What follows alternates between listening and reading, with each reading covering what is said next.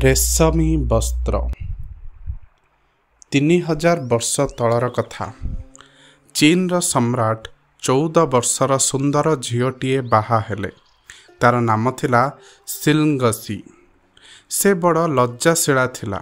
ତାକୁ ଖୁସି ରଖିବା ପାଇଁ ସମ୍ରାଟ ସମସ୍ତ ପ୍ରକାର ବନ୍ଦୋବସ୍ତ କରିଥାନ୍ତି। ସବୁ ସତ୍ତ୍ୱେ ମଧ୍ୟ ସିଲଙ୍ଗସି ସର୍ବଦା ଉଦାସ ରହିଥାଏ।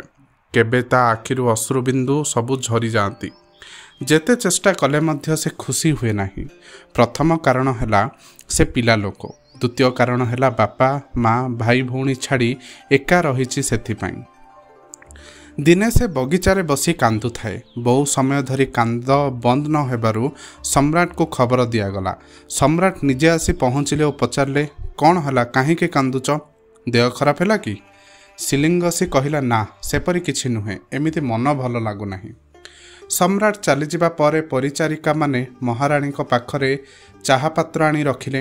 ତାଙ୍କ ପୂର୍ବ ଅଭ୍ୟାସ ଅନୁସାରେ ସେ ସମସ୍ତଙ୍କ ପାଇଁ ଚା ତିଆରି କଲେ ଓ ନିଜ ପାଇଁ କପେ ଚା ନେଇ ନେଲେ। ତାପରେ ସେ ପିଇବାକୁ ଯାଉଛନ୍ତି, ଏହି ସମୟରେ ଗଛ ଉପରୁ କିଛି ଗୋଟାଏ ଟପ୍ କରି ଚାହା ପାତ୍ରରେ ପଡ଼ିଲା।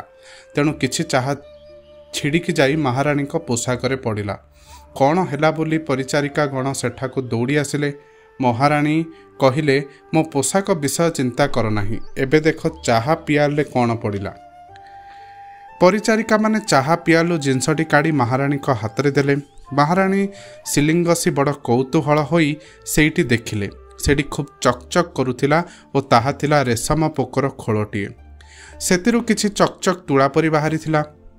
ମହାରାଣୀ ଖୁସି ହୋଇଯାଇ କହିଲେ, ଆହା କି ସୁନ୍ଦର ଜିନିଷ, ଏହାକୁ ନେଇ କେହି ଯଦି ସୂତା କରେ ଓ ସେଥିରେ ଲୁଗା ବୁଣା ହୁଏ ତାହା କେତେ ସୁନ୍ଦର ନ ହେବଟି? ଏଇଟି ଆସିଲା କେଉଁଠୁ? ପରିଚାରିକାମାନେ କହିଲେ, ଆପଣ ଯେଉଁ ଗଛ ତଳେ ବସିଛନ୍ତି ସେଇ ଗଛରେ ଅସଂଖ୍ୟ ରେଶମ ପୋକ ଅଛନ୍ତି। ସେଇଥିରୁ ଗୋଟିଏ ଖସି ପଡ଼ିଥିବ, ଏଇଟା ପୋକର ଘର।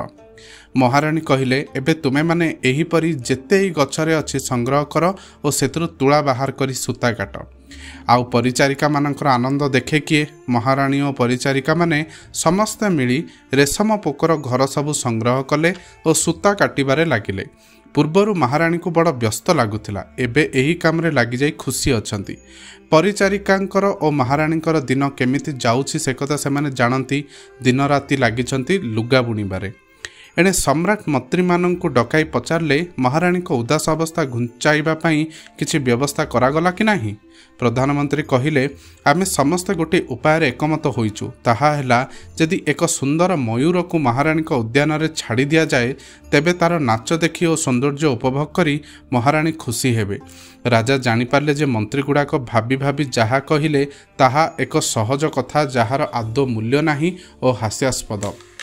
ତେଣୁ ସେ ଚୁପ୍ ରହିଲେ। ପରେ ସେ ମହାରାଣୀଙ୍କୁ ଡାକି ପଠାଇଲେ। ଜଣେ ପରିଚାରିକା ଫେରିଆସି କହିଲେ, ମହାରାଣୀ ଏବେ ପ୍ରାର୍ଥନା ଗୃହରେ ଅଛନ୍ତି, ବାହାରକୁ ଆସିନାହାନ୍ତି। ଏବେ ମଧ୍ୟ ବାହାରକୁ ଆସିନାହାନ୍ତି? ଆଶ୍ଚର୍ଯ୍ୟ, କହିଲେ ସମ୍ରାଟ ଓ ସିଂହାସନରୁ ଓହ୍ଲାଇ ଆସି ସିଧା ମହାରାଣୀଙ୍କ ମନ୍ଦିରକୁ ଗଲେ। ସେଠାରେ ମହାରାଣୀଙ୍କୁ ଦେଖି ସେ ଏକବାର ବିସ୍ମୟରେ ଡୁବିଗଲେ। ଯାହାଙ୍କ ଉଦାସ ଭାବର ପରିବର୍ତ୍ତନ ପାଇଁ ଏତେ ବିଚାର ଚାଲିଛି, କାହିଁ ସେ ତ ଆଦୌ ଉଦାସୀ ନୁହନ୍ତି, ବରଂ ଗୁଣୁଗୁଣୁ କରି ଗୀତ ଗାଉଛନ୍ତି ଓ ଏକ ଅଭିନବ ଧରଣର ବସ୍ତ୍ର ବୁଣୁଛନ୍ତି। ସେ ବସ୍ତ୍ର ଖୁବ୍ ଚକଚକ୍ କରୁଛି ଓ ଅତି ମନୋହର ଦେଖାଯାଉଛି। ଏପରି ବସ୍ତ୍ର ପୂର୍ବରୁ କେହି କେବେ ଦେଖିନଥିଲା। ସମ୍ରାଟକୁ ଦେଖି ସେ ହସି ହସି ନୂତନ ବସ୍ତ୍ର ଦେଖାଇଲେ। ତାଙ୍କ ଆଖିରେ ଅଦ୍ଭୁତପୂର୍ବ ଆନନ୍ଦ। ସେ ସମ୍ରାଟଙ୍କ ସହିତ ଖୁସିରେ କଥାବାର୍ତ୍ତା କଲେ। ହେ ସମ୍ରାଟ, ମୁଁ ଆପଣଙ୍କଠାରୁ କ୍ଷମା ଚାହୁଁଛି। ମୋତେ ଖୁସି କରିବା ପାଇଁ ଆପଣ କେତେ କଷ୍ଟ ନ କଲେ।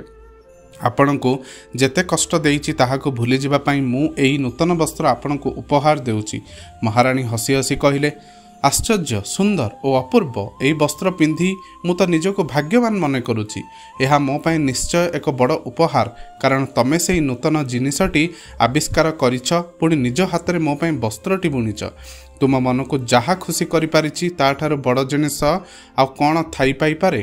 ସମ୍ରାଟ ହସି ହସି କହିଲେ। ମହାରାଣୀ ଏବେ ଆନନ୍ଦରେ ବିହୋଳ। ସେ ତାପରେ ସମ୍ରାଟକୁ କହିଲେ, କାହିଁକି ସେ ଦୁଃଖୀ ଥିଲେ ଓ କିପରି ସେ ଖୁସି ହେଲେ? ଆପଣଙ୍କ ପାଟରାଣୀ ହୋଇଥିବା ଯୋଗୁଁ ମୁଁ କାମ କରିବା ଲୋକ ଦେଖିବେ ଓ ଅନ୍ୟ ପ୍ରକାର ଭାବିବେ, ସେ କଥା ମୁଁ ଚାହୁଁନଥିଲି। ତେଣୁ ମୁଁ ଏହି ଏକାନ୍ତ ସ୍ଥାନଟିକୁ ମୋ କାମ ପାଇଁ ବାଛିଲି।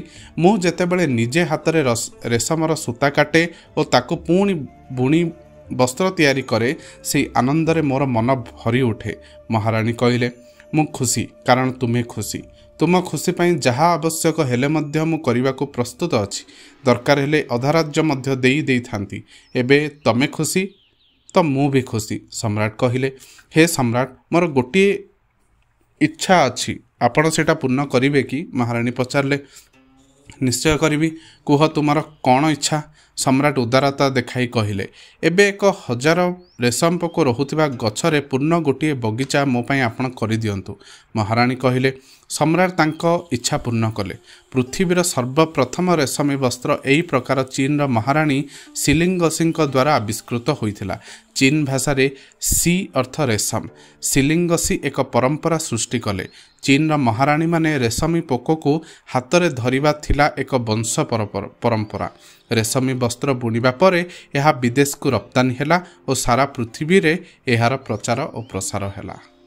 ଧନ୍ୟବାଦ।